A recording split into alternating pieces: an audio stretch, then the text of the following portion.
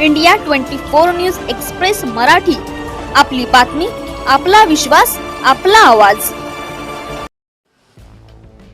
जिहे कटापूर योजनेची पाईपलाईन जमिनीतूनच 5 फूट आली वर।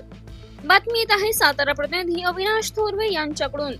जिहे कटापूर पाणी पुरवठा योजनेसाठी करोडो रुपये खर्चून टाकलेली पाईपलाईन जरंडेश्वर साखर कारखाना परिसरात जमिनीखालून 5 फूट वर आल्याने लोकांमध्ये भीतीचे वातावरण पसरले आहे।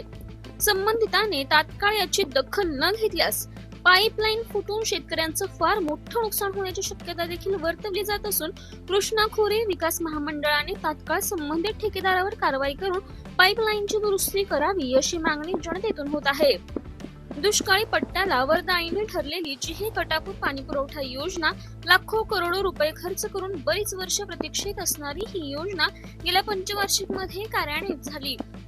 कृष्णा खोरे विकास महामंडळाच्या माध्यमातून खटाव तालुक्यातील नेर तलावामध्ये कृष्णा नदीचे पाणी पाईपलाईनद्वारे वर्धनगड बोगद्यातून यशस्वीपणे सोडण्यात आले।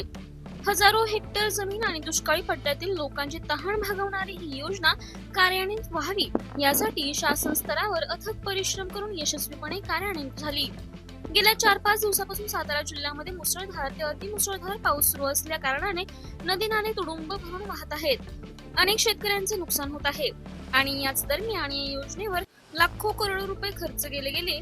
त्या योजनेतील ही पाईपलाईन जरंडेश्वर कारखान्यापासून काही अंतरावर लाल किल्ला हॉटेलच्या पाठीमागे गट नंबर 133 मध्ये जवळजवळ 100 ते 150 फूट लांब जमिनीतून 5 फूट अचानक वर आल्यामुळे शेतकऱ्यांमध्ये घबराटीचे वातावरण झालं असून ही पाईपलाईन वर येण्यामागचं कारण काय असेल याचा शोध घेऊन या पाईपलाईनची देखभाल दुरुस्ती करून ज्या कॉन्ट्रॅक्टरकडे असेल त्याला कृष्णा खोरे विकास महामंडळाने तात्काळ सदर पाईपलाईन वर येण्याचे कारण विचारून त्यावर उपाययोजना करण्यास सांगावी, अन्यथा भविष्यात ही पाईपलाईन फुटून शेतकऱ्यांचे प्रचंड नुकसान होऊ शकते।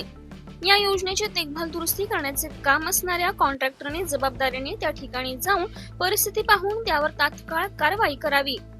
भविष्यातील संभाव्य नुकसान टाळण्यासाठी ही उपाययोजना करावी आणि ही पाईपलाईन जमिनीतून 5 फूट अचानक वर येण्यामागचे कारण शोधून त्यावर कायमस्वरूपी तोडगा काढून अशा प्रकारच्या घटना नदीपासून ते वर्धनगड बोगद्यापर्यंत पुन्हा सर्वे करून अशी घटना घडू नये याची दक्षता घ्यावी अशी शेतकऱ्यांकडून मागणी होत आहे।